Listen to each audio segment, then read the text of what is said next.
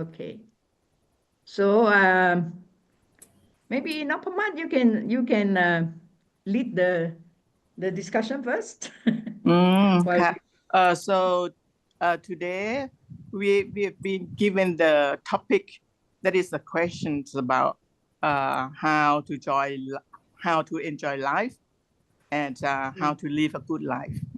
So this is the topic we are going to talk about today. So to start with, so anyone can just start to talk about this. What is your your point of view about this or the answers of these questions. For me, Venerable, and also for Mr. Nopamat, my point of view is that because the topic is to live, to enjoy the life or to live well. So for me, as according to Buddha's teaching, actually Buddha never stop us from enjoying our life, but we must remember how to restrain from attachment to the sensual pleasure. So I think we can have both, and to live in a middle way, so that we live well as we enjoy our life, but still we subject to our 5 precepts. I think that's my point of view. โอเคก็นะคะคุณหว่องซุยยินเนาะก็บอกว่าในการที่เราจะใช้ชีวิตให้มีความสุขเนี่ยพระเจ้าไม่ได้ห้ามนะว่าไม่ให้เราไม่มีความสุขนะแต่ว่าเราจะทำอย่างไรให้มีความสุขโดยที่ว่าเราก็จะต้องรักษาศีลนะแล้วก็ไม่ล่วงละเมิดนะในเรื่องการคุณจนมากเกินไปนะคุณสารกับ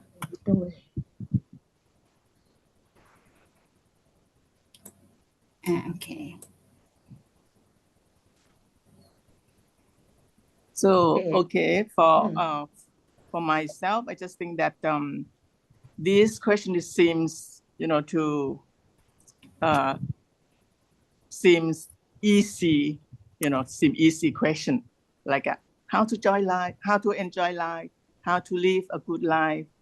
but when you look carefully, it is not easy to answer at all, because you need to think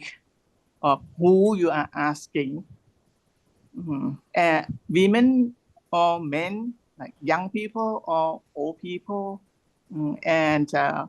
furthermore, you are asking which working group of people or people of different careers. เดี๋ยวหยุดแปลตรงนี้ดีนะคะจ้ะท่านแปลเลยก็คือคำถามที่ตั้งขึ้นมานี้ดูเหมือนจะเป็นคำถามที่ง่ายๆเนาะดูเหมือนที่ว่าจะตอบได้ง่ายๆแต่ความจริงแล้วมันมีหลายอย่างที่จะต้องคิดนั่นก็คือว่าเรากำลังถามบุคคลใดอยู่เรากำลังถามผู้หญิงหรือผู้ชายเราก็กำลังถามกลุ่มคนที่เป็นเยาวชนหรือว่าเป็นคนที่มีอายุนะหรือว่าเรากำลังถามคนที่อยู่ในอาชีพต่างๆอยู่นะคะเพราะฉะนั้นso I think that different people will get different answers to this because the question that was raised up, Tan Poti just said that the answers are expected from the lay people, but not the monastic, from the lay people. So what we should expect from the lay people, because if lay people in the different ages, they have the different principles of their own lives. เพราะฉะนั้นก็ท่านโพธิท่านตั้งคำถามแบบนี้ใช่ไหมว่า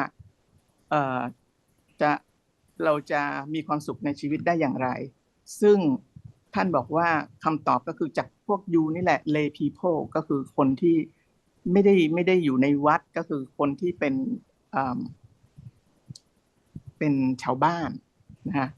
เพราะนั้นก็อยากจะรู้ว่าชาวบ้านเนี่ยคิดยังไงว่ามีชีวิตที่จะมีความสุขได้ยังไงนะเพราะฉะนั้นอันนี้ก็ต้องดูว่า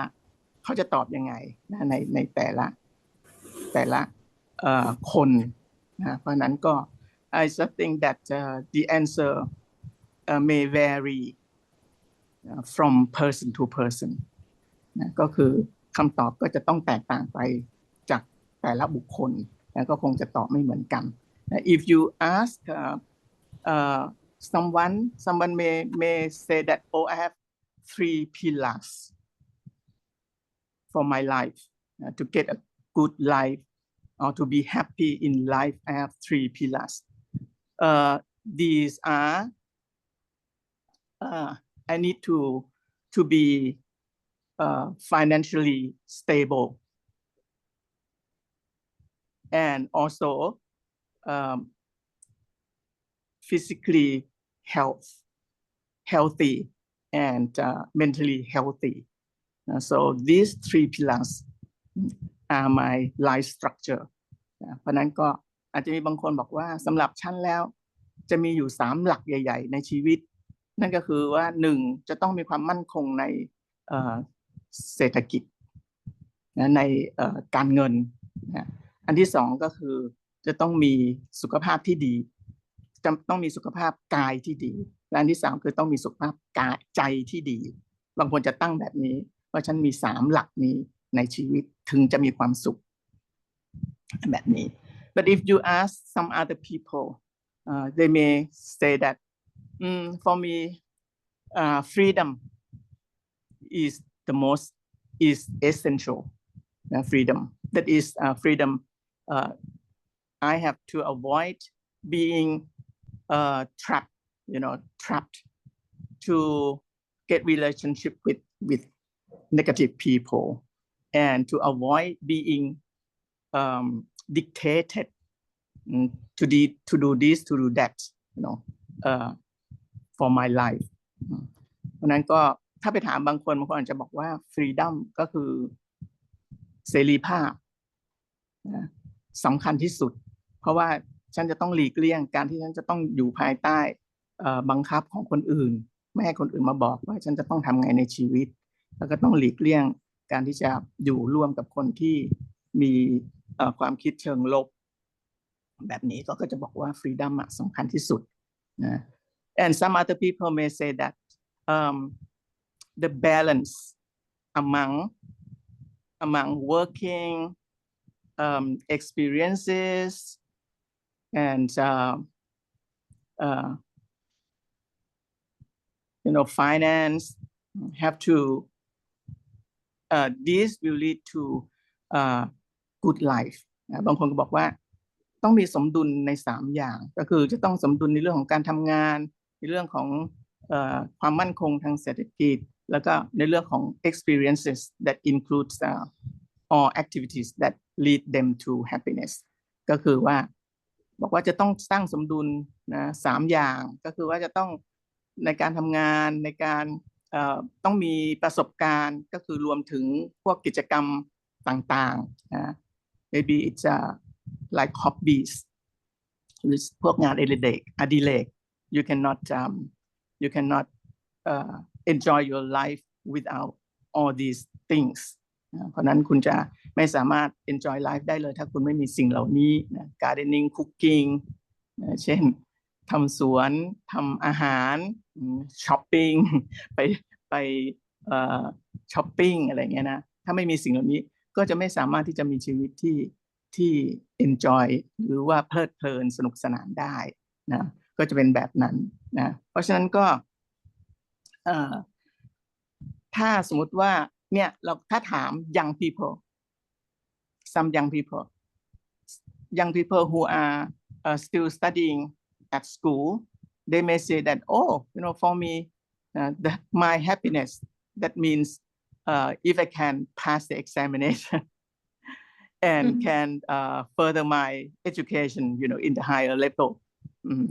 that is my happiness and my pride. If you ask a teacher may say that, oh, if my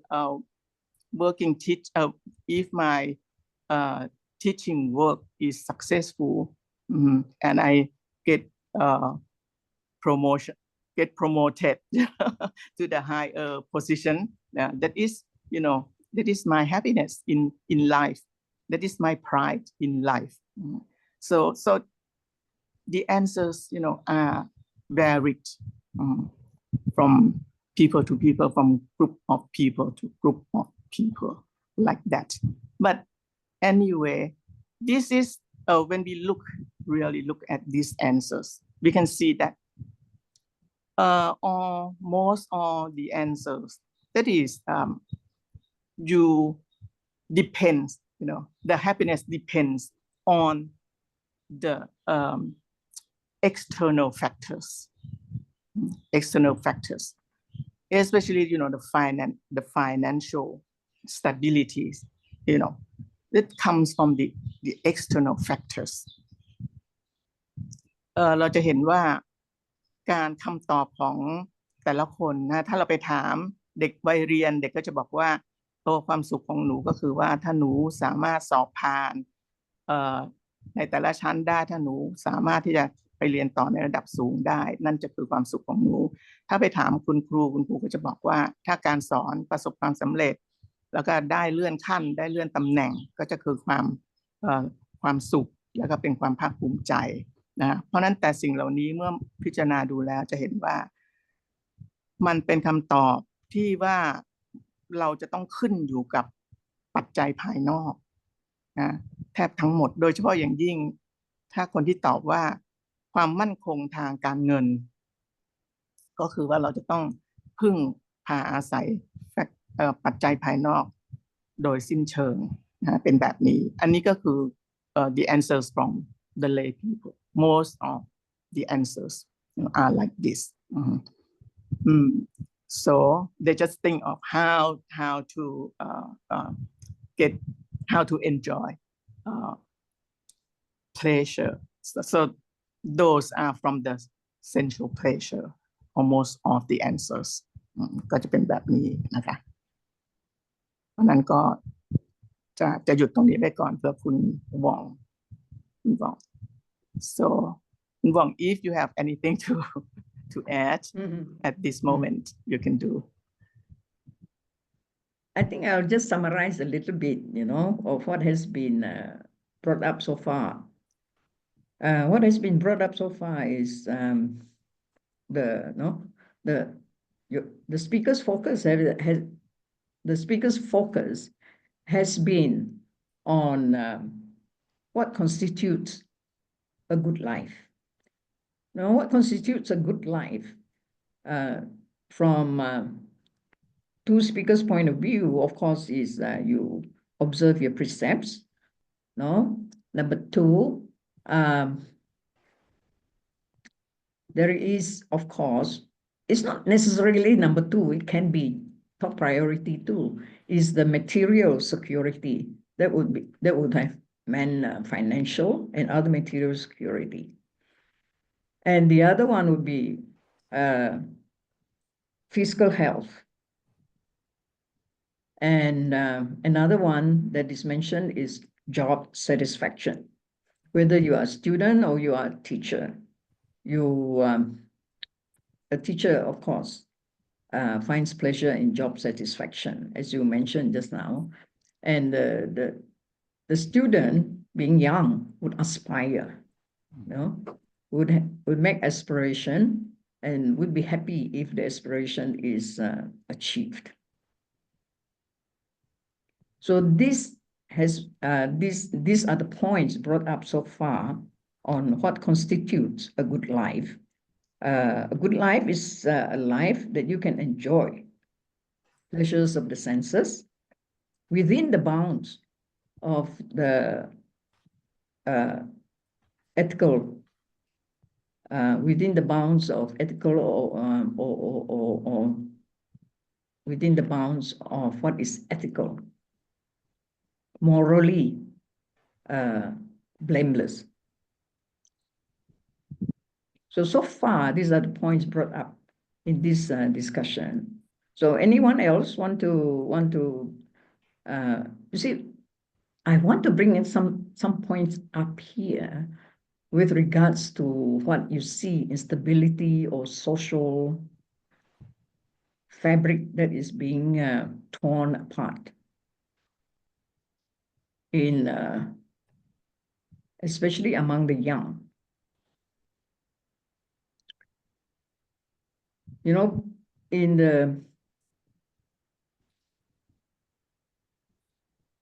the young, sometimes, you know, because both parents are working, they may not spend or have enough time to spend with their children to guide them in what is right and what is wrong.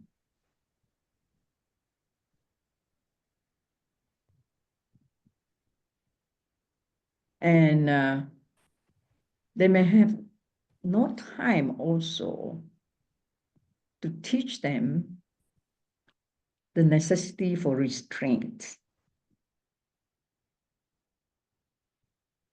So we see now a lot of young people. The young girls are growing up very fast, so are the young boys. Sometimes they go beyond the bounds. So let's say in the standard Asian society, in the pursuit of sensual pleasures. Because by the time they do it, you know, the parents would have no means of guiding them anymore. So this is, I think, an area that we have to look into, because it is quite prevalent nowadays. So is it wrong for young people to say, you know, go beyond the bounds? In the old way of looking at things, is going beyond the bounds. In the modern way of looking at things, I think this is it, you know. This is the way life should be lived, to be enjoyed. If the parents say anything different, they would tell the parents that well, you know, that might have been your world, but this is our world now.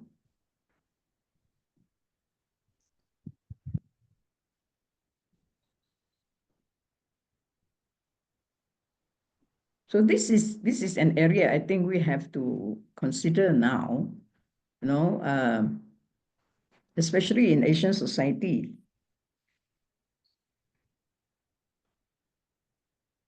Is there a necessity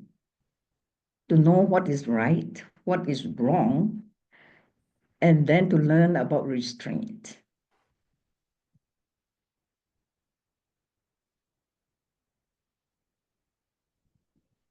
Because of course, some young people may be wise enough and maybe wise enough to be able to take care of themselves. Others may not. So when they are not able to look after themselves, when they get into situations, where they have to take care, they themselves are very young, and they have to take care of the younger ones themselves, their own young ones. Imagine, you know, what type of life is lying ahead for them.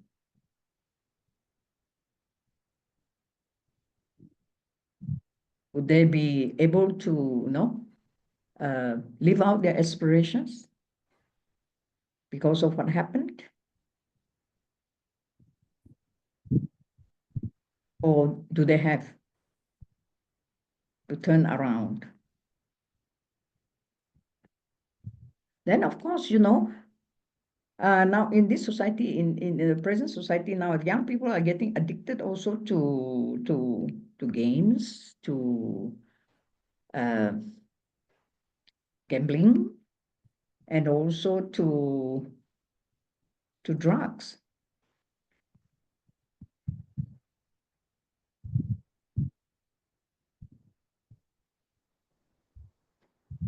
So what things are we, how, as part of the society,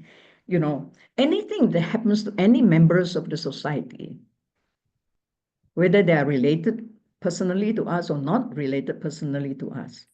they affect the order of the society. And therefore affect everyone else. So a delinquent, you might say that this delinquent is not related to me, whether or not he or she is related to you, is affecting the society, is affecting the environment in which everybody lives. And what do we have in place to help this?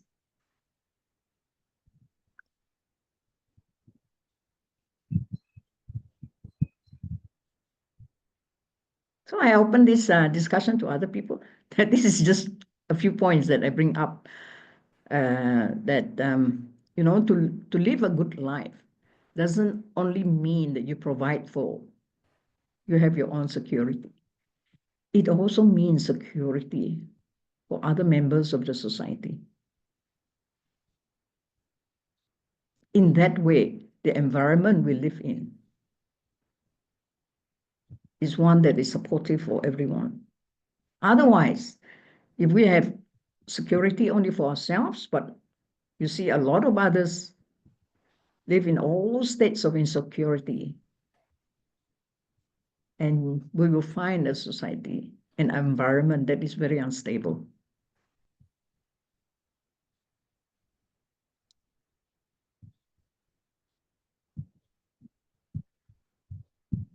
So a good life to me, means to provide for everybody's, well, it may not be possible to provide for everybody's needs, but we put in place to available where everybody can learn to know what is right, what is wrong, and do accordingly. And when that is possible, then each one becomes a protector of the others. In that way, everybody can live a good life. This is what I think, but other people, please, give their own. Anybody want to summarize in Thai?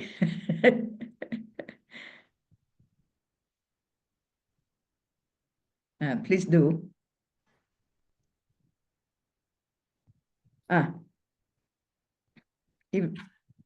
Yes. อาจารย์โพธินะคะก็สรุปนะคะว่าจากสปีกเกอร์ทั้งสองท่านเนี่ยนะคะก็จะพูดถึงเรื่อง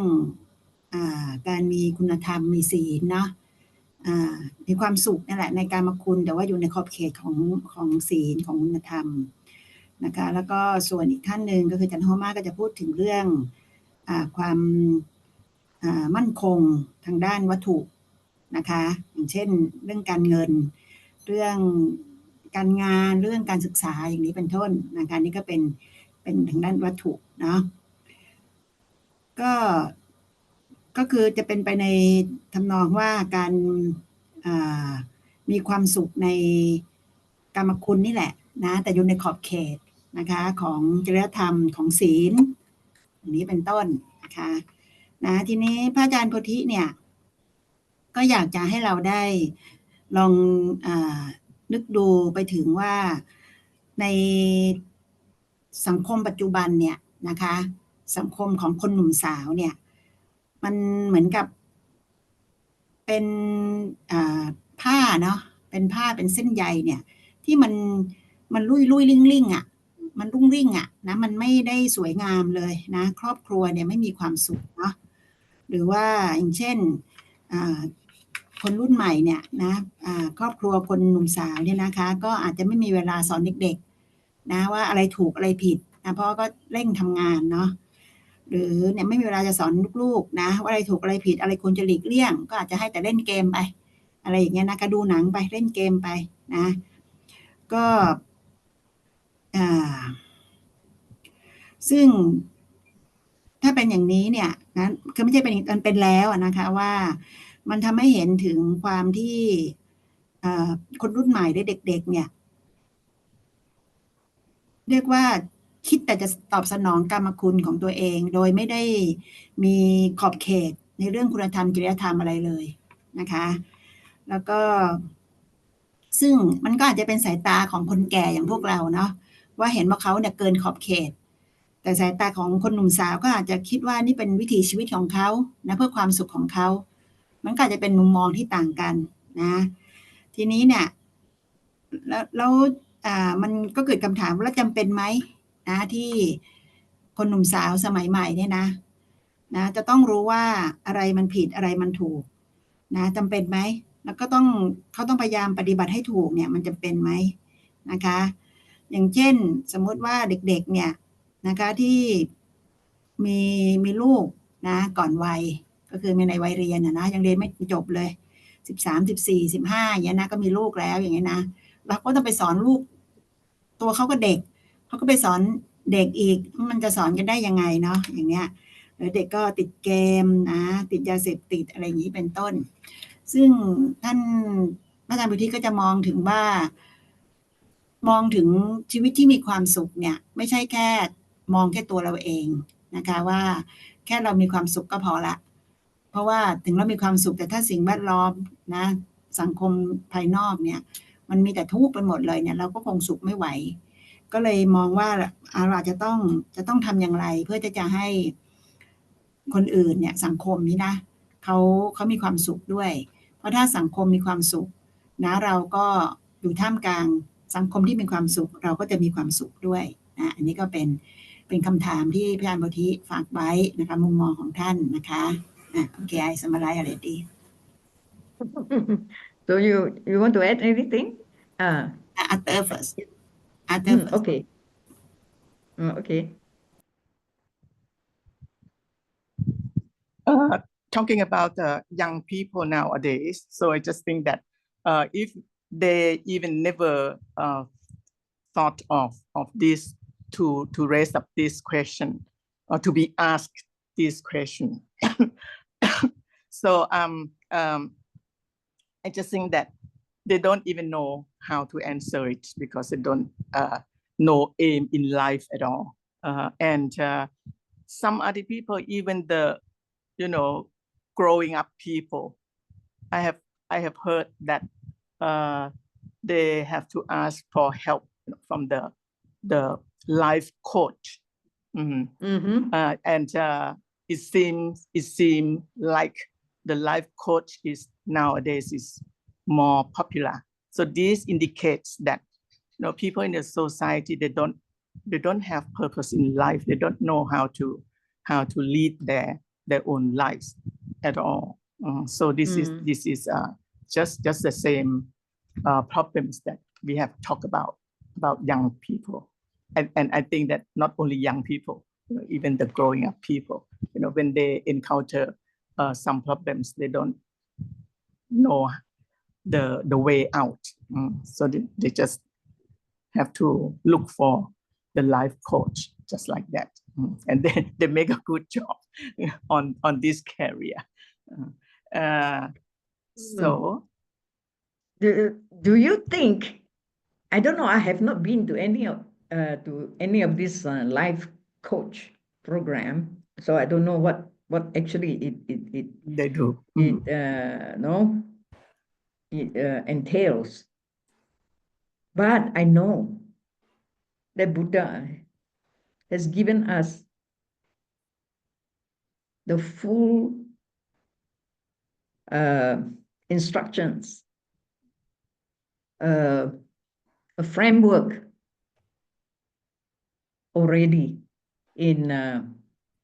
how to live a good life. But I'm not going to show this one until maybe everybody has spoken, because I think everybody is looking at this topic from different points of view. And then after listening to everyone, then all of us then look at what Buddha says is the constitution for a good life, which I'm going to show later, but for now, let's listen to everyone. ก็ได้เพิ่มเติมจากที่พระอาจารย์โพธิได้พูดไปเกี่ยวกับเรื่องเยาวชนในยุคปัจจุบันนะในสังคมก็คือว่าจริงๆแล้วว่าในสังคมนี้ไม่ใช่แต่เยาวชนอย่างเดียวแม้แต่คนที่มีอายุแล้วทำงานแล้วอะไรต่างๆบางทีเขาก็เมื่อมีปัญหาเขาก็ไม่สามารถหาทางออกได้จนกระทั่งต้องไปเสาะแสวงหาที่เขาเรียกว่า life coach ก็คือเหมือนกับโค้ชที่เทรนนักฟุตบอลหรือว่าที่เทรนนักมวยอะไรแบบนี้ฮะก็คือเขาจะมีคำว่า life coach ก็คือเทรนช่วยเหลือนะคนที่มีปัญหาที่มีปัญหาในชีวิตนะหลายคนก็ไม่สามารถจะมีคำตอบได้ว่าชีวิตที่จะมีความสุขจะทำได้ยังไงก็ต้องไปพึ่งคนเหล่านี้ซึ่งเป็นอาชีพใหม่ที่เริ่มเป็นที่นิยมมากขึ้นซึ่งชี้ให้เห็นว่าสังคมเรานะมีคนอย่างเนี้ยอยู่เยอะมากเลยที่ไม่สามารถที่จะหาทางออกในชีวิตได้จนต้องไปพึ่งคนอื่นนะเพื่อที่จะมาแนะนำให้คำแนะนำกับตัวเองนะก็คือเป็นแบบนี้นะซึ่งพูดต่อเลยนะครับว่าพระอาจารย์ก็เลยบอกว่าที่จริงพระพุทธเจ้าท่านเป็นคนที่ให้แนวทางไว้หมดเลยแต่ท่านจะยังไม่พูดว่าให้แนวทางว่าอะไรจนกว่าผู้พูดทั้งหลายจะแสดงความคิดเห็นไปเสร็จก่อนนะเดี๋ยวท่านจึงจะสรุปให้ฟังนะคะใช่ก็ผู้นำที่เกี่ยวกับไลฟ์โค้ชอะไรเนี่ยก็มีไงผู้นำจิตวิญญาณเนี่ยนะก็เจอรู้สึกเข้ามาเกี่ยวข้องกับเรา2 คนละที่ได้เวียนเข้ามาแต่ยังไม่ได้สัมผัสตรงๆนะปีละ like other person that they call themselves the spiritual leader like this นะ but not the Buddhist teaching นะ but they just tell them like this นะ or the trainer นะ life trainer or something happiness trainer they said happiness trainer นะโอเคArthur so open to Len Louis and Pai Phon and Brother Yap and everyone else, nah? Sister Wong also, and there is this Dan Lo, is it? So please share your view on this, on what constitutes a good life, a life that you enjoy.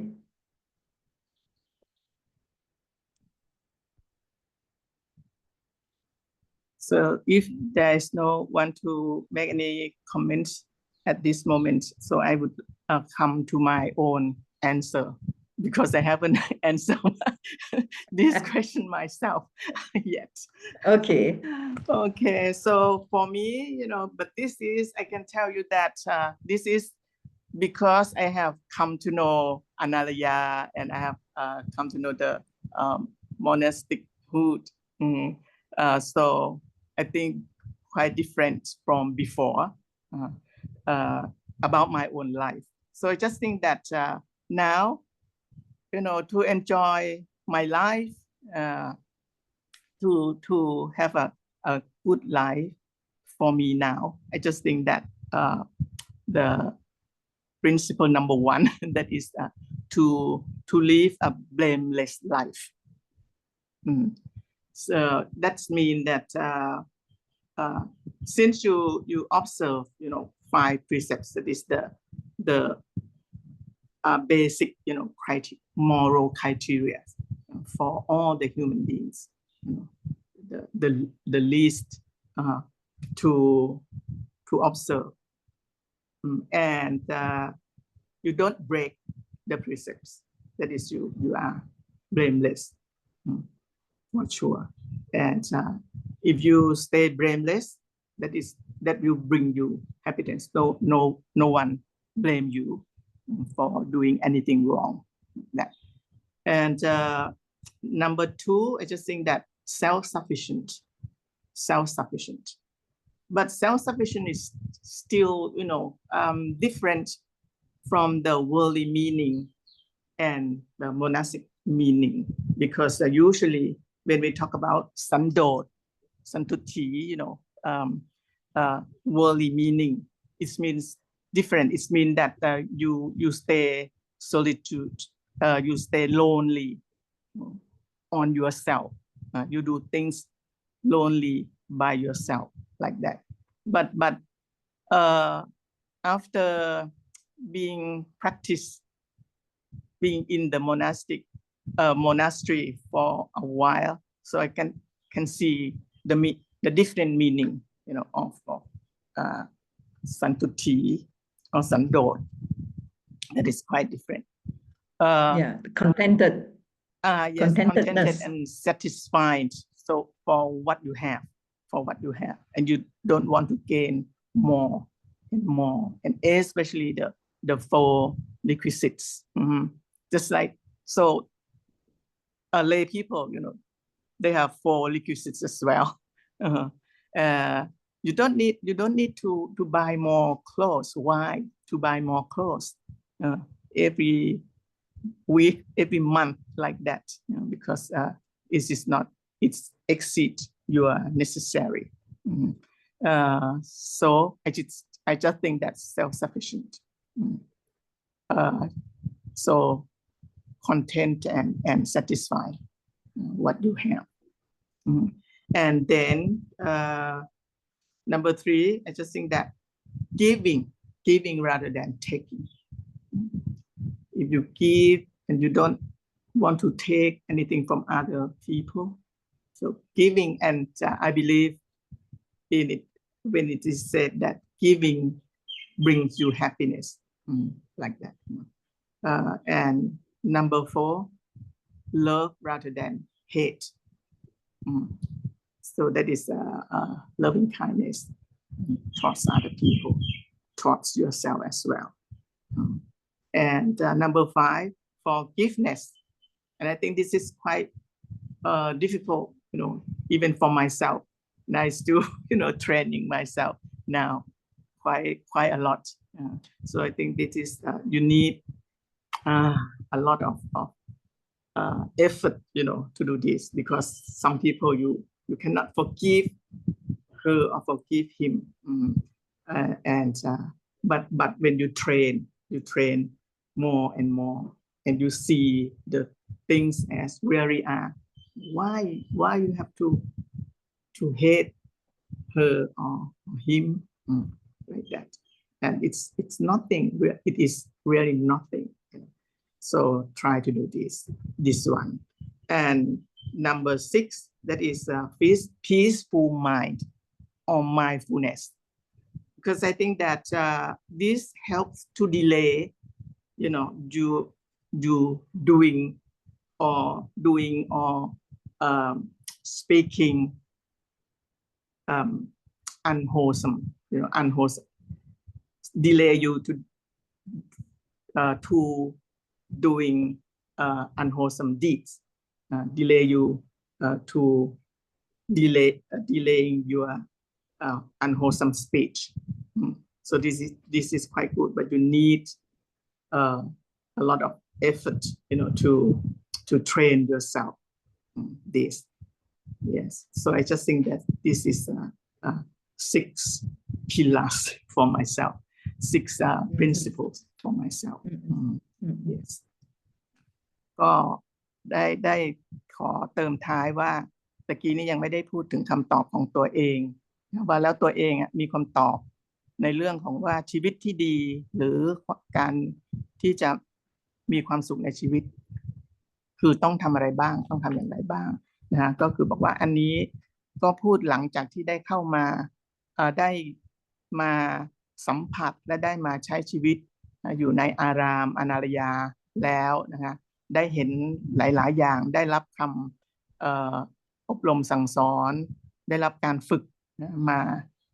พอมากพอสมควรก็จะมีมุมมองที่เปลี่ยนไปจากความสุขในชีวิตว่าจริงๆแล้วความสุขในชีวิตก็คือนะหนึ่งของตัวเองก็คิดว่าหนึ่งต้องมีชีวิตที่ไม่ถูกตำหนินะไม่ถูกตำหนิการที่จะไม่ถูกตำหนิได้ก็คือการรักษาศีลนะศีลที่เป็นเกณฑ์ขั้นต่ำของมนุษย์ทุกคนก็คือศีลห้านั่นเองถ้าเราไม่ทำผิดศีลห้าก็ไม่มีใครที่จะมาตำหนิเราได้เราก็จะมีความสุขในชีวิตข้อที่สองก็คือว่าสันโดษแต่คำว่าสันโดษก็จะมองเป็นสองลักษณะก็คือถ้าสันโดษในความหมายของคนที่ไม่ได้อยู่ในวัดวาอารามก็คำว่าสันโดษจะแปลว่าอยู่คนเดียวชอบอยู่คนเดียวชอบทำอะไรคนเดียวอะไรอย่างนี้นะแยกตัวจากสังคมอะไรแบบนี้แต่ว่าถ้าสมมติว่าเรามาอยู่ที่วัดมาอยู่ที่มีใช้ชีวิตเป็นแบบมาปฏิบัติธรรมนะหรือเป็นนักบวชคำว่าสันโดษก็จะแปลว่ามีความพอใจมีความยินดีในสิ่งที่ตนมีอยู่อย่างเช่นพอใจยินดีในปัจจัยสี่ที่ได้รับมาก็ไม่ได้ต้องการที่จะมีมากเพิ่มขึ้นนะแล้วก็ถ้าอยู่ข้างนอกก็เช่นเดียวกันว่าทำไมเราจะต้องหาซื้อเสื้อผ้าใหม่บางคนนี่ซื้อทุกอาทิตย์บางคนซื้อทุกเดือนอะไรเงี้ยนะก็อันนี้เราก็จะลดลงไปได้เยอะมากนะเมื่อลดลงไปแล้วเราก็จะมีความสุขนะเราไม่ต้องมีของเยอะอันที่สามก็คือว่ามีชีวิตด้วยการให้เพราะว่าการให้นำความสุขมาให้นะการให้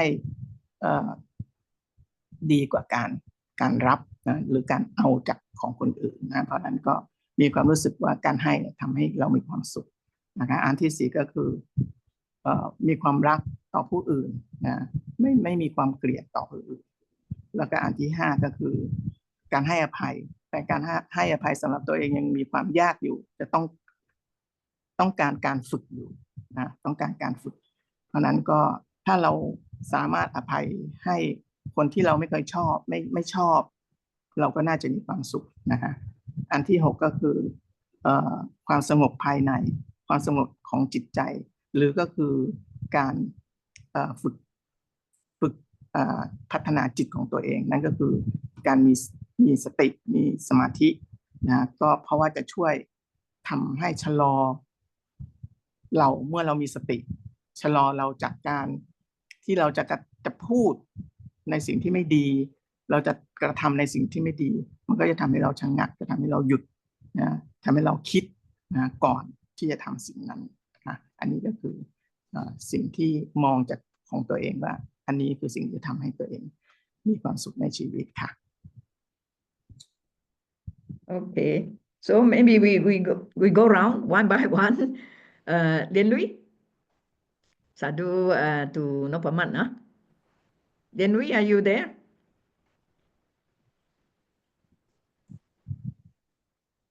Yes. Venerable, let Brother Yap say first lah. I'll say after. Brother Yap, you are requested to speak first. Brother Yap, are you there?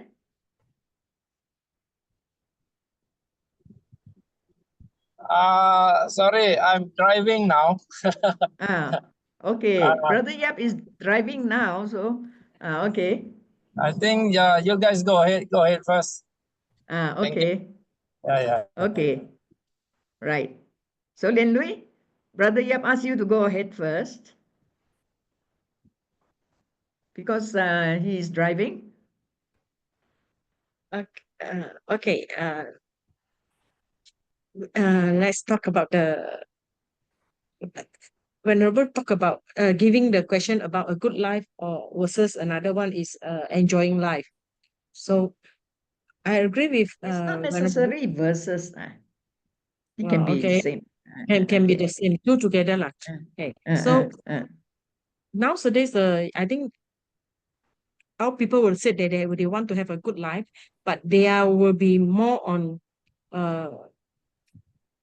enjoying life with the sensual pleasure. So some of them think that maybe by doing ethically correct, then they are having good life.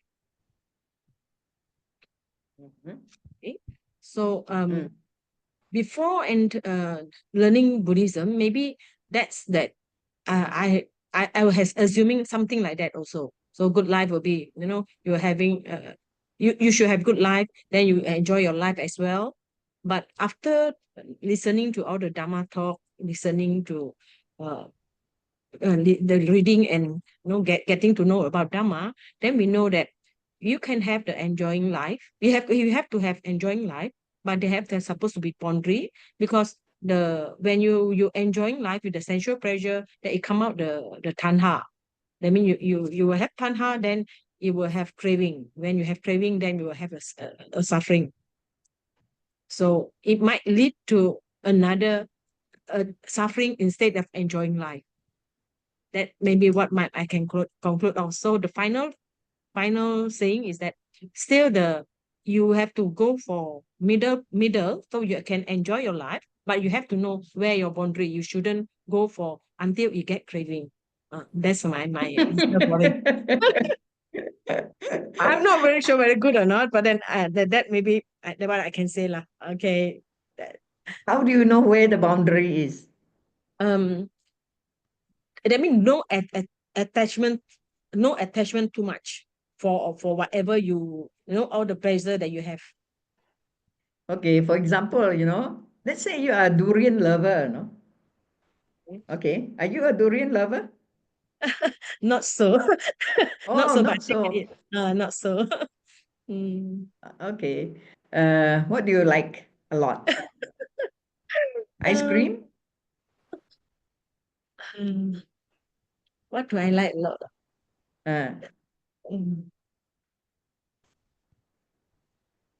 Korean drama?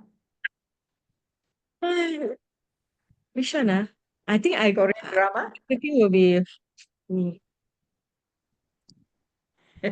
okay. Just any example is okay, brother. Whenever any example. Give it. Like for instance, you like a Korean drama. I don't know. See, Korean drama is quite addictive, isn't it? Because it keeps you in suspense from episode to episode. So when do you know that you are attached to it?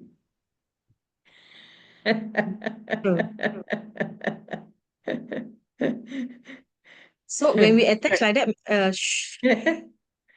okay. Venerable, Yes. Venerable. Yes. Maybe I can just now Venerable mentioned that actually Buddha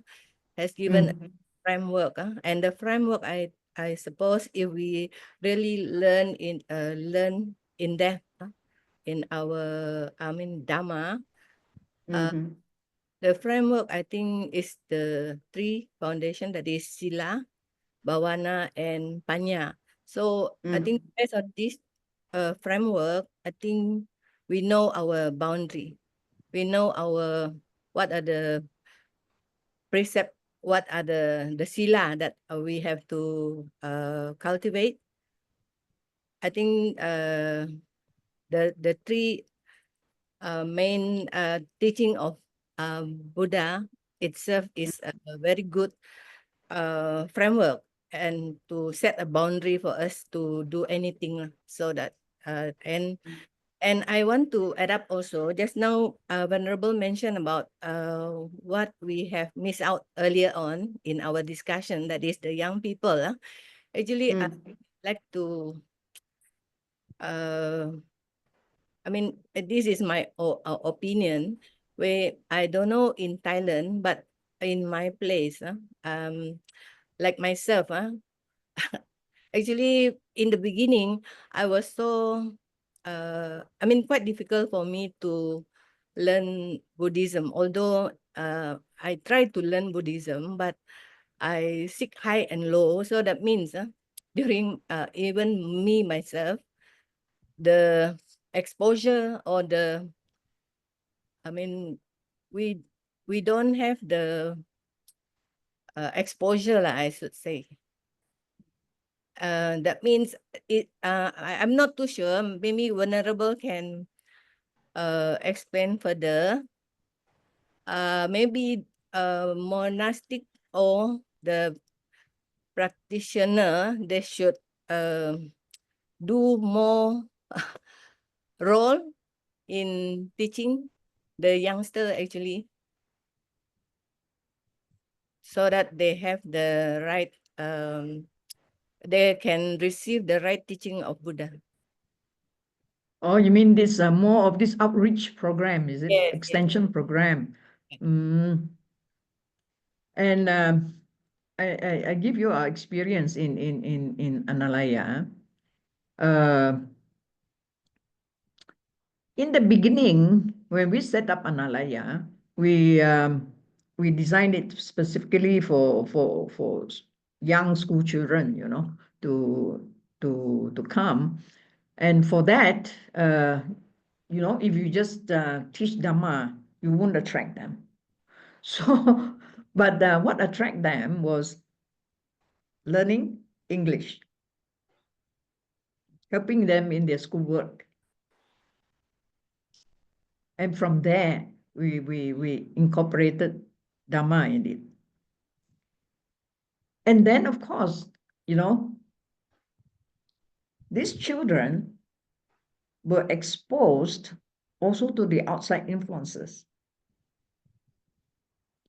So when our area started to develop a tourist development program, they attracted these young children to do folk dance and to in front of the tourists, right? And of course, you know, sensual pleasures plus rewards of different kinds attract them more. So sometimes the monastery has to compete, you know, with what you call the worldly programs for children, which are not necessarily very supportive, but which are also not bad, because to train them in folk dance, folk culture, no, that's also good. Then another thing also,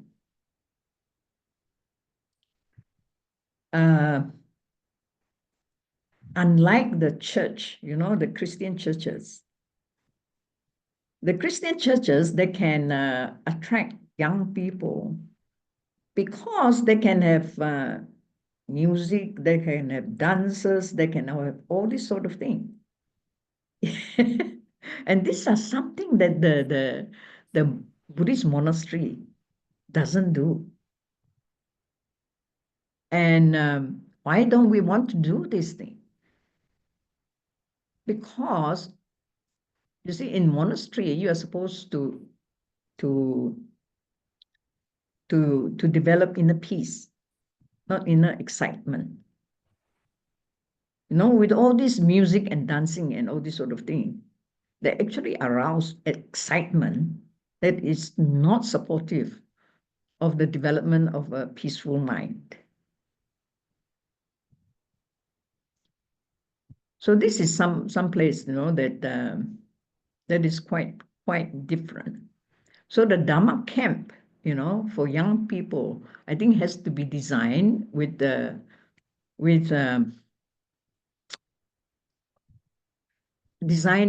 contents that appeal to those young people and yet conducive to them, appeal to them and yet training them to know the difference between a happiness that is coming from the calm inside and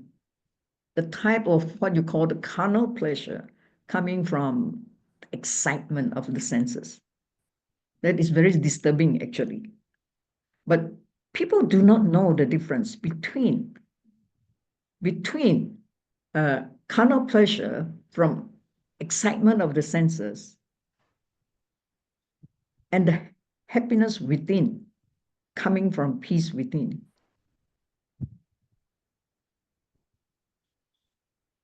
So it becomes a challenge for Dharma centers, actually, to develop contents that highlight and appeal to this particular part of the whether you are young or old. Pleasure from excited senses is very disturbing. So, and happiness from the calm within is very, very different. So how do we teach that? How do we make people, because, in everyday life, in the family life and everything, when you celebrate birthday, when you celebrate New Year, all sorts of festivities, all sorts of activities are directed towards excitement of the senses, not towards, development of calm.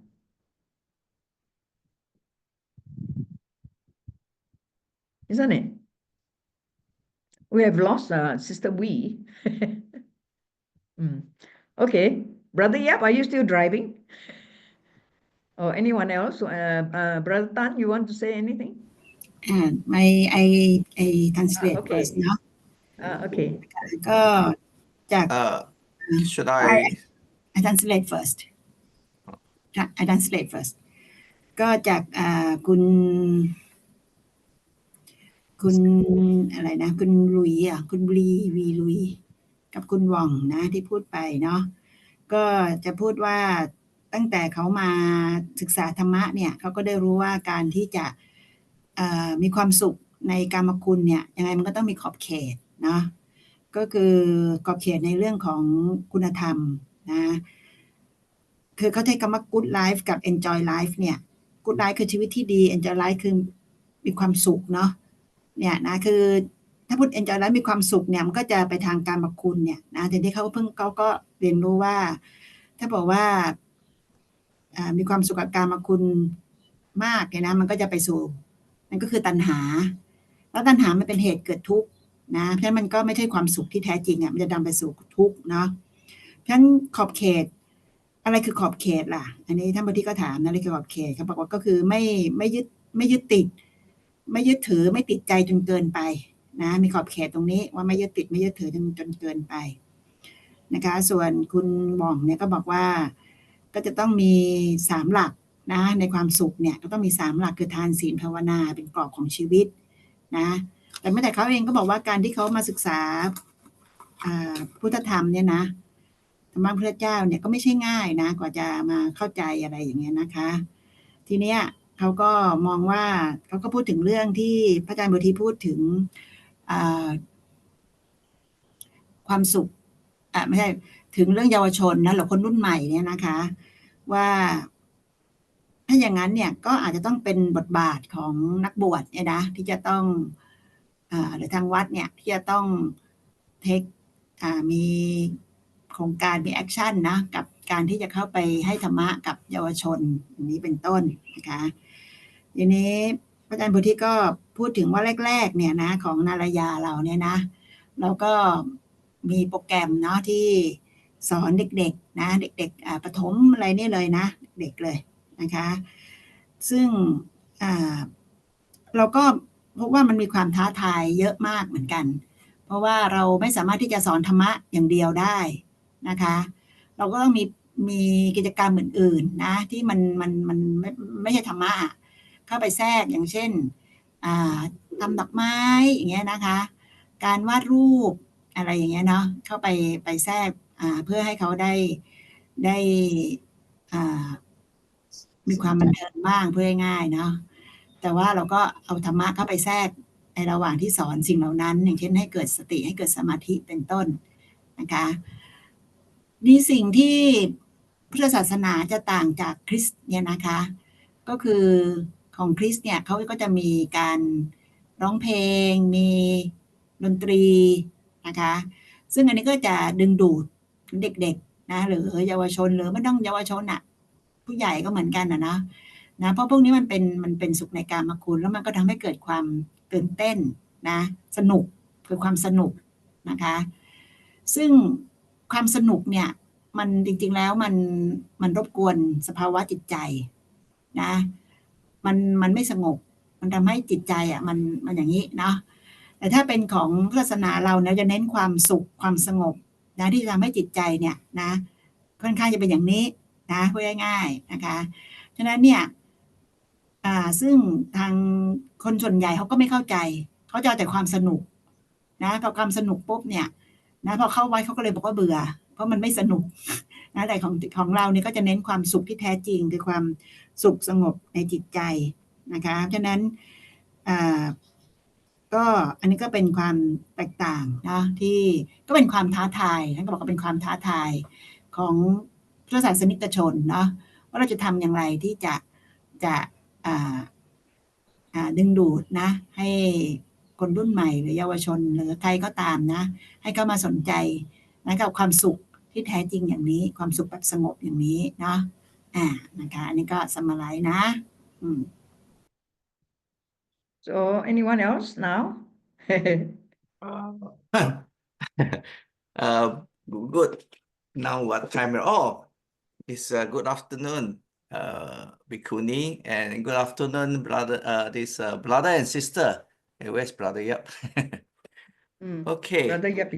All right. Anyway, since on the Wednesday, we talk about today. This morning we are going to have what I call discussion, and I was quite happy for this particular arrangement because at least I can speak out to Bhikkhuni and the rest so that you all can comment on me, right?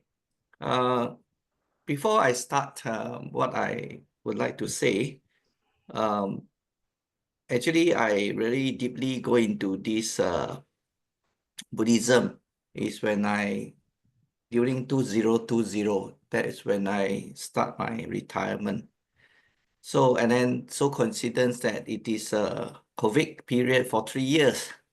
So a lot of these are Zoom meeting from many monastics. So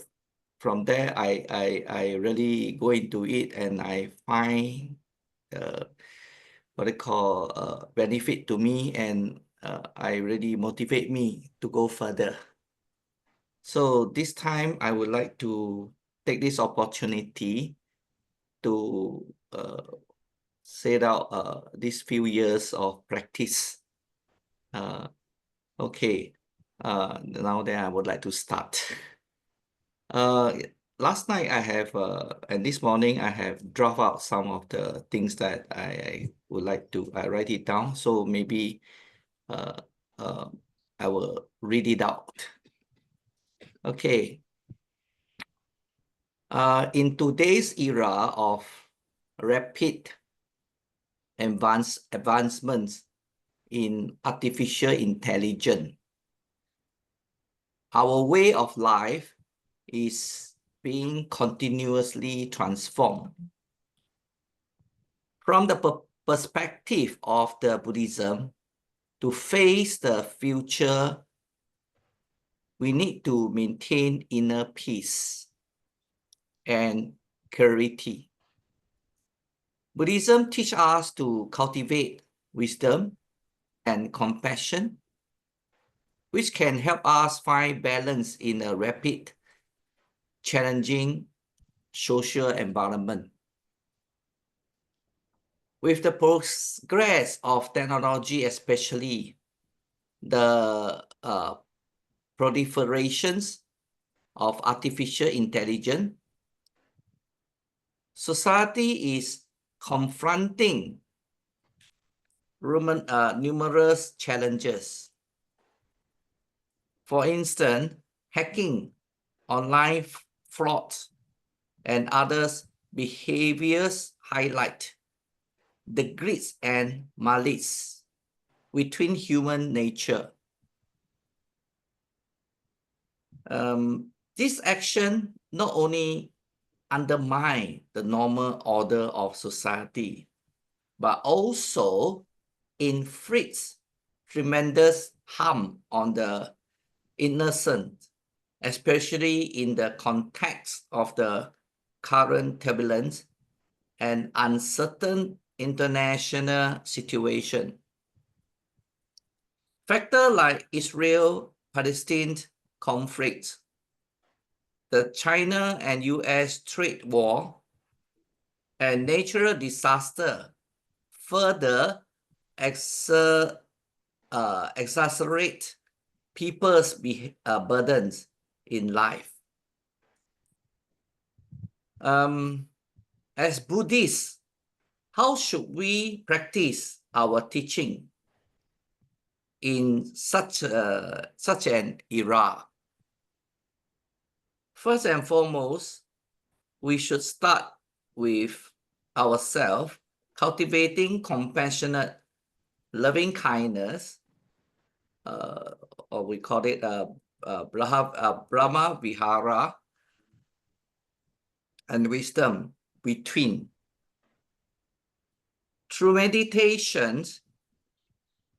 self-reflections, we can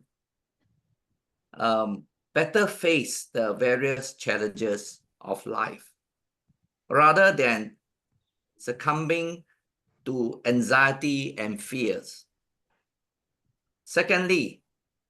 we should actively participate in social activities, advocating for justice and goodness, while resisting abnormal behavior. By taking action to spread the essence of Buddhism, we can influence others and collectively establish a harmonious society. Ultimately, when facing the future, we always remember that true will is not the accumulation of material possession, but the tranquility and contentment of the mind. By adhering to compassion, loving kindness, and allowing wisdom to guide our life, we can find our unique path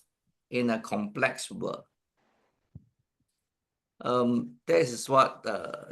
last time I, with the help of my wife, I also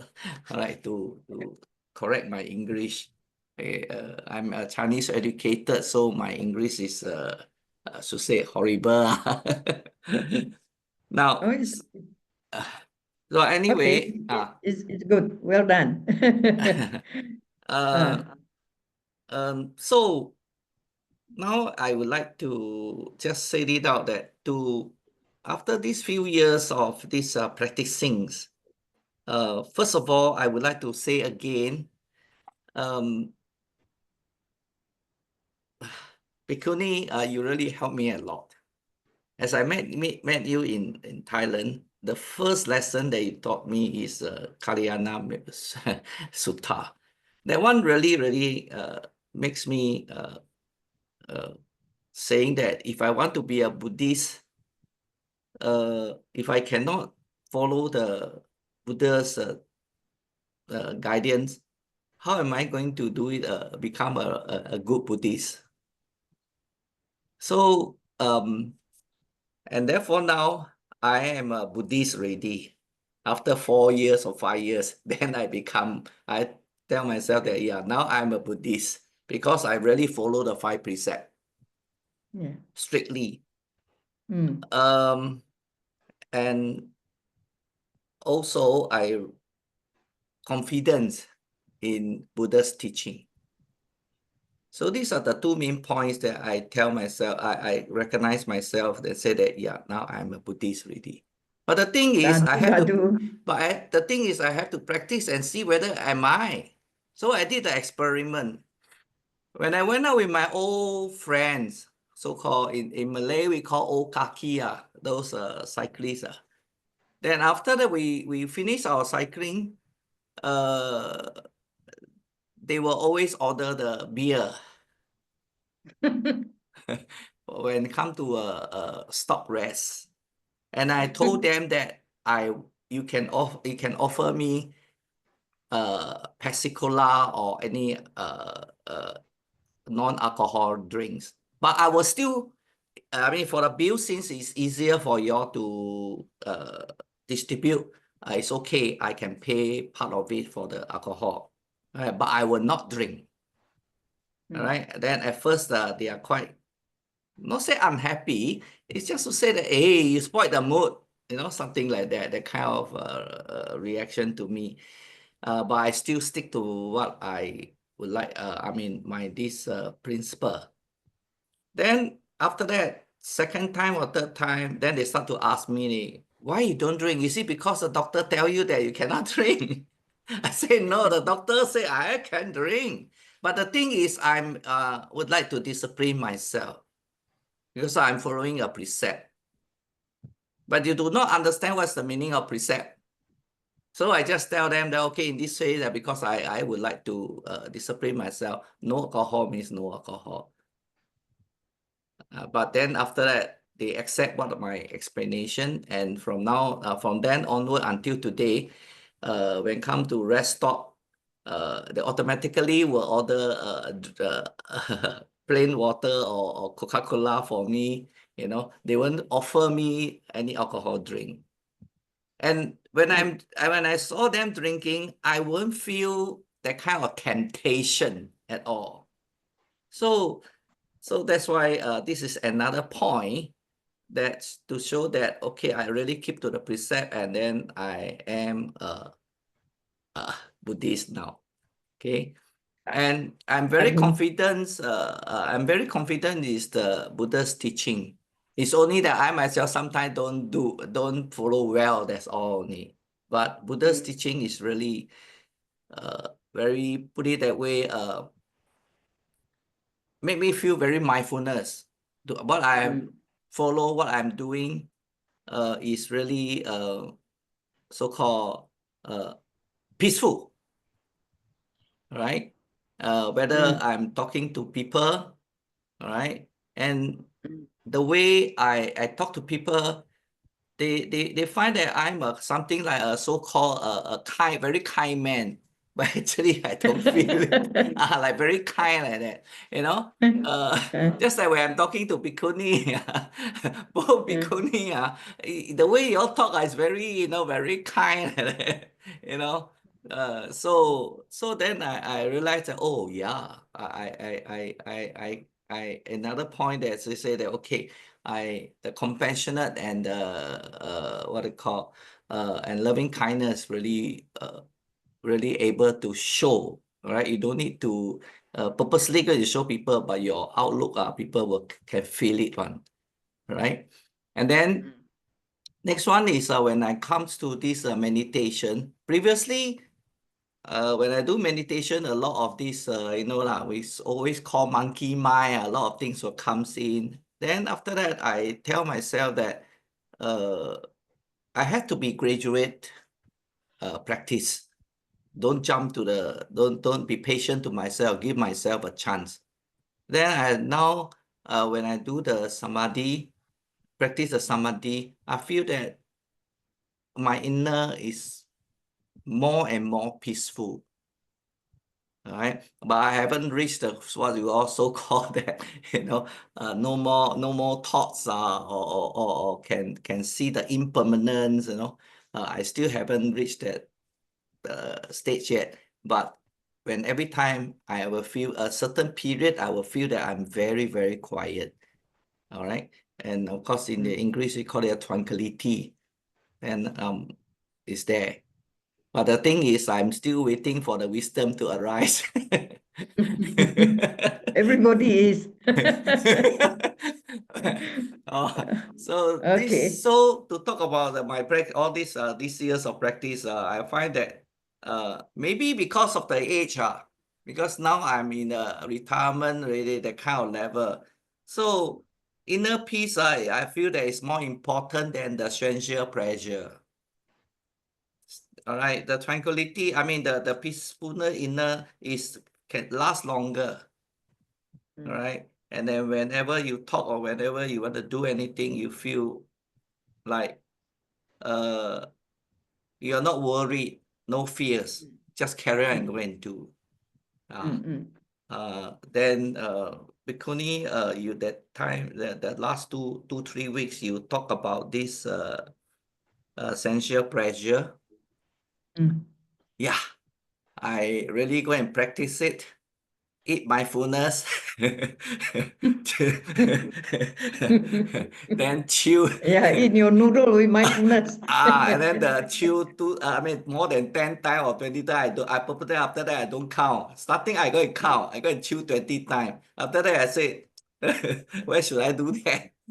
Just chew, that's all. All right. I find that I can really go and taste it and find it that it's supposed to time for you to swallow, then you swallow. And later, then later part, I see people, the surrounding those people eating, I think they don't chew even 5 times only, they swallow already. Then it reflects me, that was me. So that's why it really is true. From there, Buddha has pointed out, if you don't eat things mindfulness, they were very aging very fast. So if you eat mindfully, your aging is slow, and then you also consider you're actually taking care of yourself. So with a healthier body, then you can learn Dharma. And that's what so far I learned. So thank you very much, Sadhu. Sadhu, sadhu. So maybe this time, Brother Yap. จะน้องมาจะแปลไหมจะน้องสรุปไหม Very long. สรุปให้ฟังเนาะก็คือบัตเตอร์ตันนะคะบัตเตอร์ตันนี่เป็นชาวสิงคโปร์นะก็เธอก็บอกว่าเธอตอนปี2020นะก็คือ5 ปีก่อนนะก็เธอก็รีไทร์นะแล้วก็พอดีเป็นช่วงโควิดพอดีด้วยนะช่วงนั้นเธอก็เลยเริ่มศึกษาพุทธศาสนาอย่างจริงจังนะแล้วก็เป็นช่วงที่พอเป็นช่วงโควิดก็มีซูมมิทติ้งอะไรออกมาเยอะแยะเลยเนาะก็เลยได้ศึกษาที่บ้านแล้วก็ได้มาศึกษาที่เราด้วยนะที่อนาลยาเนี่ยนะคะนะก็ได้เรียนรู้มากเลยนะเธอก็บอกว่าเธอสรุปมาได้ว่านะมี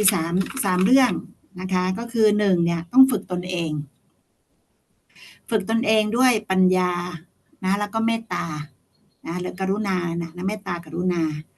นะคะเพราะว่าเพื่ออะไร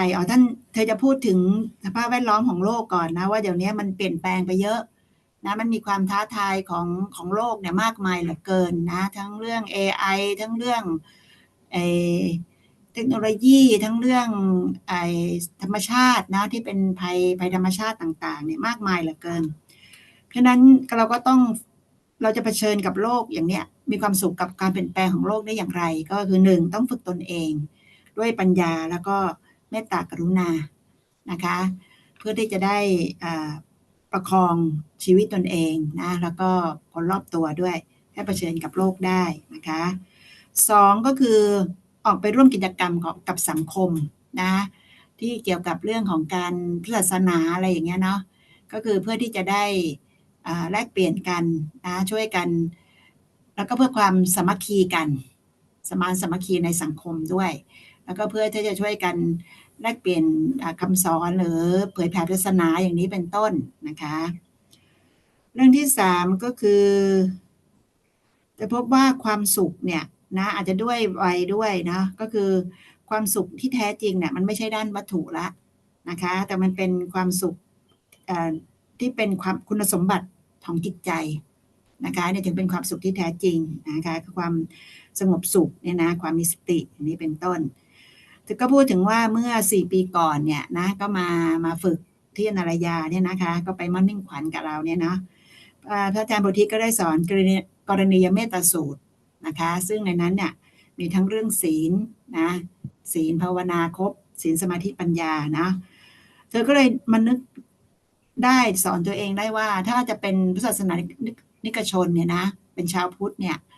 ถ้าบอกไม่สามารถจะทำตามคำสอนได้อะมันจะเรียกว่าชาวพุทธได้อย่างไรเธอก็ไปฝึกนะกรณียเมตตาสูตรเนี่ยนะเป็นตัว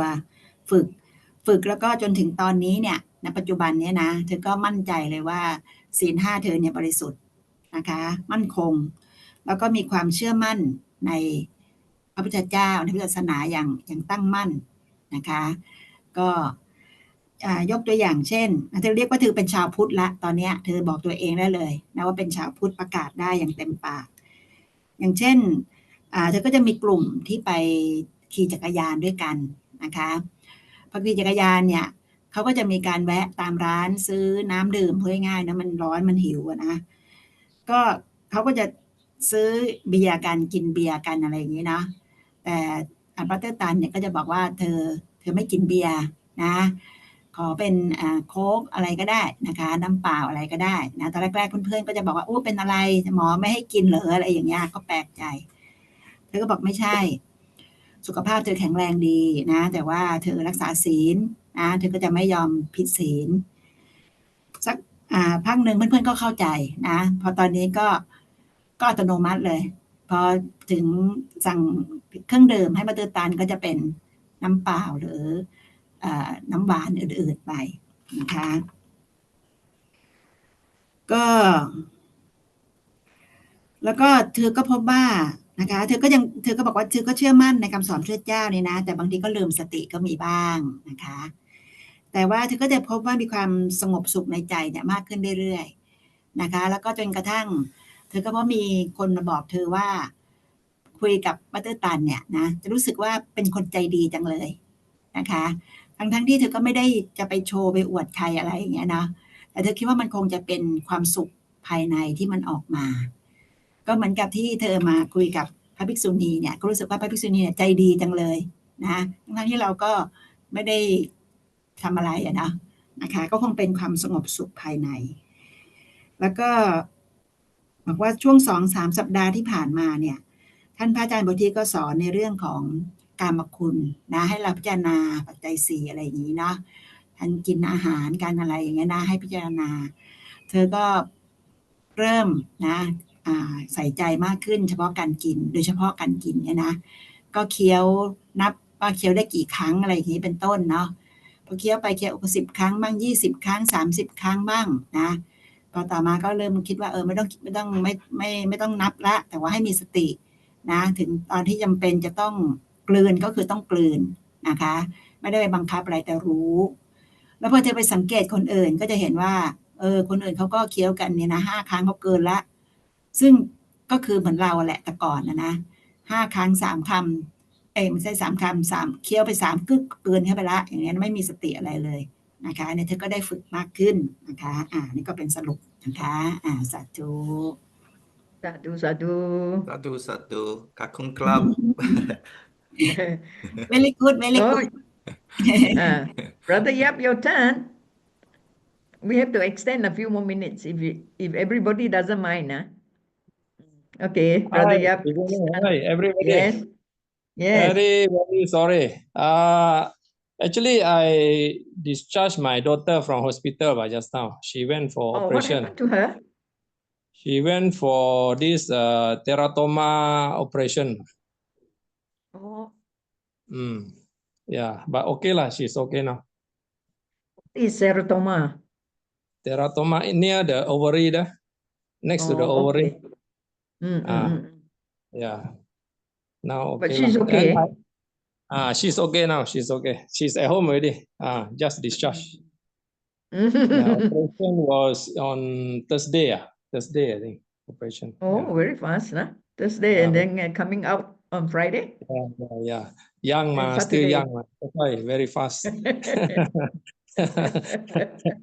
If the old one operation, I think take maybe 1 week lah in the hospital. Yeah.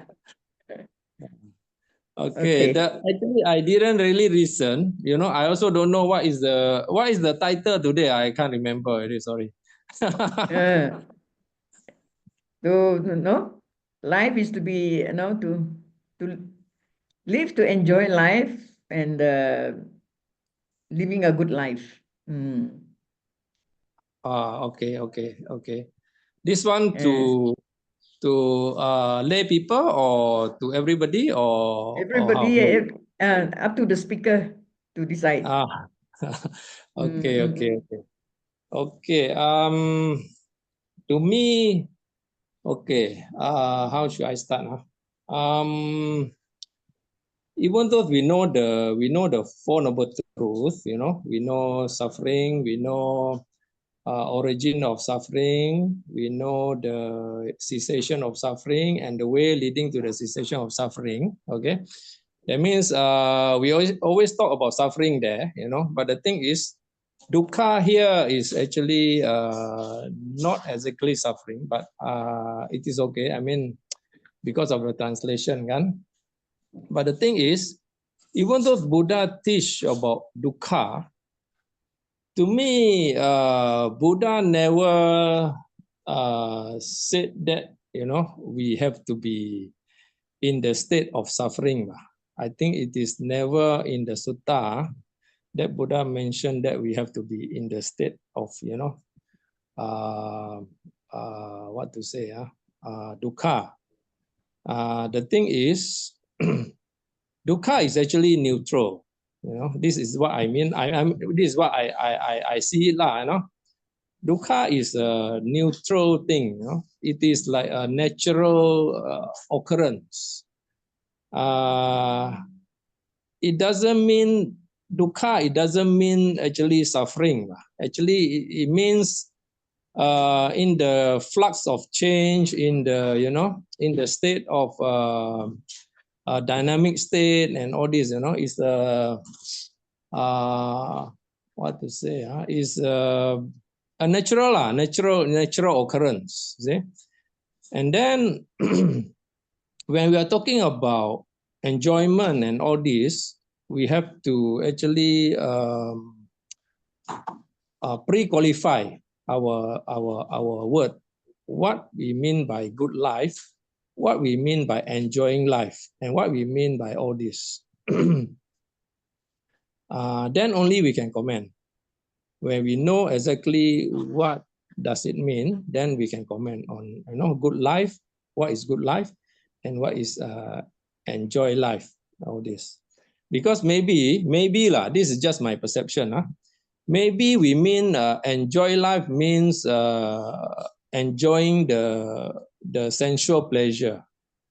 You know, maybe we mean by good life is something like happiness, because pleasure and happiness also we have to pre-qualify. You know what we mean by pleasure, what we mean by happiness. See, pleasure to me is like enjoyment of the senses. That is pleasure. See. Happiness is different. Happiness is the state of mind. You see, state of mind means actually it goes beyond of the senses. I mean, beyond the enjoyment of the senses. It is beyond means it is without the three evil roots. Without the, you know, the greed, hatred, and delusion, that is happiness. That means some sort like happiness out of selflessness or something like that. You see, is that's why when we pre-qualify this, then we know exactly what we meant by that lah. When we say enjoy life, when we say good life. You see. If through this understanding or this pre-qualification of the word, then to me, enjoy life is actually come with the danger and the degradation, like what Buddha said. You see, this one it comes with that. If let's say we enjoy the pleasure, we enjoy the the senses and all this, it comes with that. In the Buddha use in the not graduate training. Another one is what is that? What he call it? Yeah. For the lay people one, for the monk he call it the graduate trainings. But for lay people is, I can't remember the term they use there. Okay. Meaning Progressive thought. Progressive thought. Correct. Progressive thought. In the progressive thought, Buddha talk about the going to heaven, and then the danger of the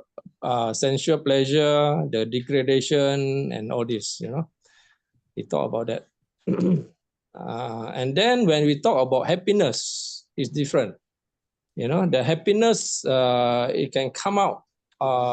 of the sensual pleasure. Meaning when we do the sense restraints, for example, then we can have the happiness. The happiness is a state of calm, a state of mind like calmness, tranquility, and all this. That is what, to me, I feel this is what Buddha teaches or Buddha teaching is all about.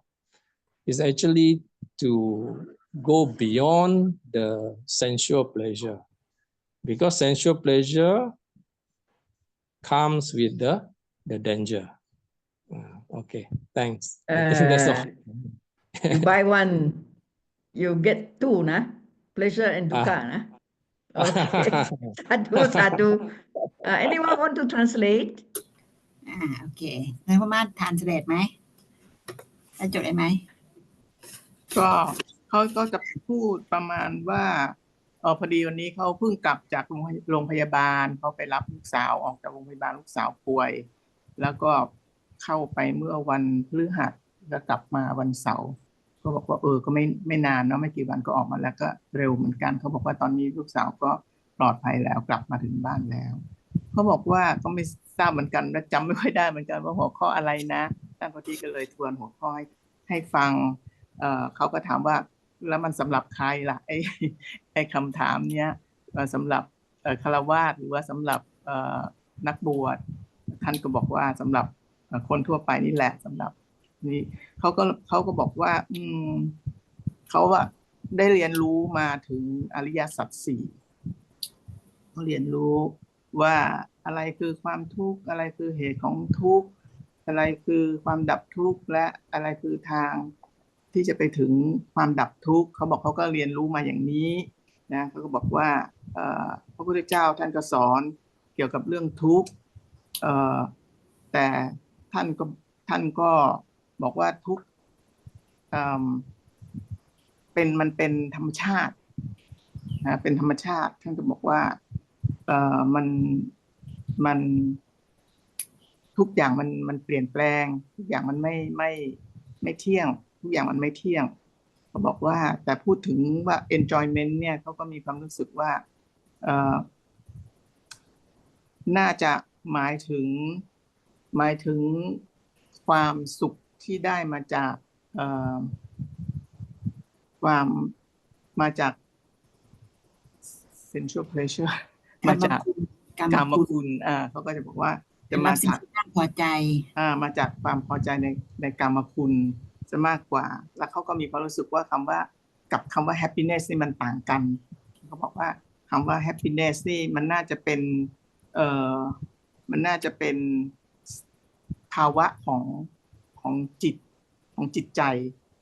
เขาว่าอย่างนั้นนะเขาบอกว่ามันน่าจะเป็นอีกระดับหนึ่งมันน่าจะมากกว่าคำว่า enjoyment เขาว่าอย่างนั้นนะฮะบอกว่าน่าจะหมายถึงภาวะความสงบภายในแล้วก็เป็นความเข้าใจแบบนั้นแล้วก็ประมาณนี้ก็คือเป็นสภาวะจิตใจโอเคกุศลความสุขก็คือภาวะจิตใจที่ไม่มีโลภะไม่มีโทสะไม่มีโมหะเนาะเป็นความสุขจากการ สำรวมอินทรีย์ออกห่างจากกรรมคุณเหล่านี้นะนี่คือกู๊ดไลฟ์ของเขาคือความสุขกรรมคุณนี่คือenjoy เนี่ยนะก็จะหมายถึงเป็นความสุขกับกรรมคุณซึ่งเป็นภัยนะแต่อีกการหนึ่งที่เขาพูดก็ดีนะว่าแต่พระเจ้าเนี่ยสอนเรื่องทุกข์ก็จริงแต่ไม่ได้บอกให้เราเป็นทุกข์ ไม่ได้สอนให้เราเป็นทุกข์ไม่ได้ให้เราจมอยู่กับความทุกข์แต่ให้เรารู้ทุกข์นะรู้รอบในทุกข์เนาะเนี่ยอันนี้ก็ดีเหมือนกันนะสาธุ Okay. Sadhu. So no, I asked to extend this meeting for a few more minutes because I want to show to everybody that what is a good life. Actually, the Buddha taught it a long time ago, and it was in answer to the question from a Deva or from Deva and human beings on what good life is. And Buddha actually systematically laid it out for us, how to live, how to structure, how to live a good life. So I'm just going to show this one. It's actually a Mangala Sutta, you know. So I'm going to share with you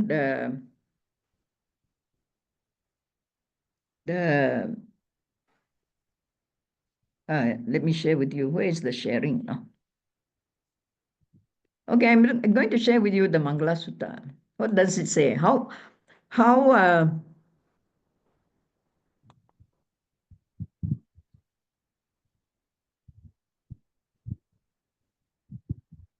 actually you can see the share screen?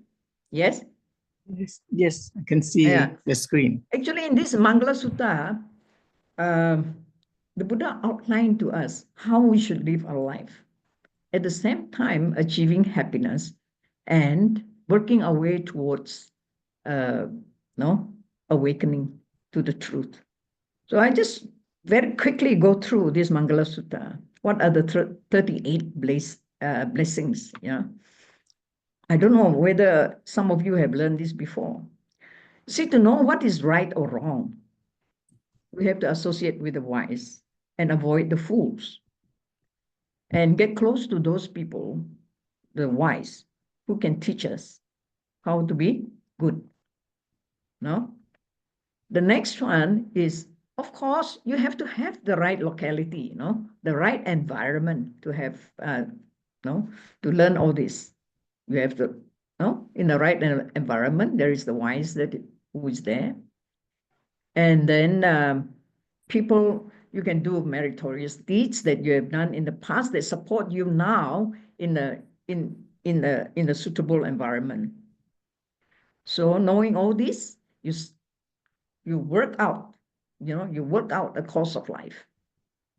towards emancipation. How do you work this out? So, but first you have to have the suitable locality. Then he says that you learn the right skill and be disciplined, and this one would give you the material and necessary security for you, to establish yourself in the society, and also at the same time discipline yourself, not only in your work, but also in the way you conduct yourself. That here, it says the pleasant speech is one of the necessities. Then when you have established yourself, you have your earnings, you have established yourself, you have earnings, and you share those earnings. Bring happiness in terms of material, wealth, and other wealth to your parents, wife and family, wife and children. And of course, if you happen to be in Gaza, it's very difficult to have this. So no, again, it is a blessing if you can have an occupation, or if you can work in the peaceful environment where the environment is supportive of your growth. Then, because you have established yourself already, so make use of what you have to help others. and continue, to be upright in your conduct, the virtue, maintain your virtue. Then, when you have already established yourself, you have provided for the family, you contribute to the society, you are now ready to develop yourself, to cultivate your mind. So you become more serious in disciplining yourself according to the precepts. You learn not only to abstain from evil, but also to abandon evil. Learn to be patient and steadfast in one's virtue. So these are conditions necessary for higher training of the mind. And the other qualities necessary is being respectful, being humble,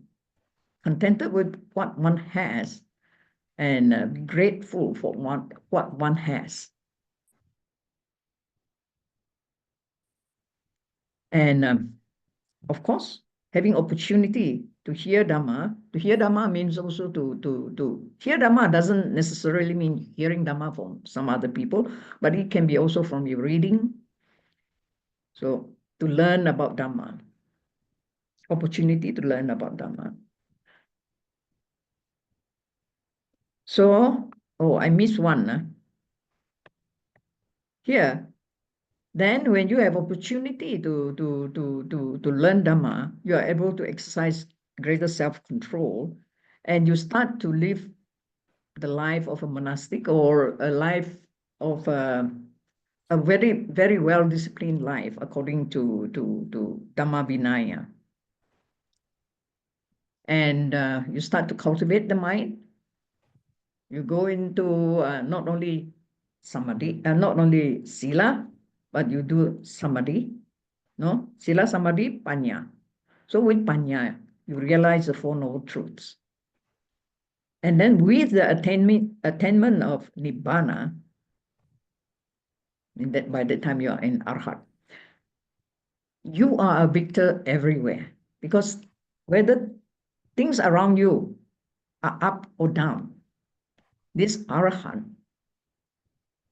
is unshakable in every way.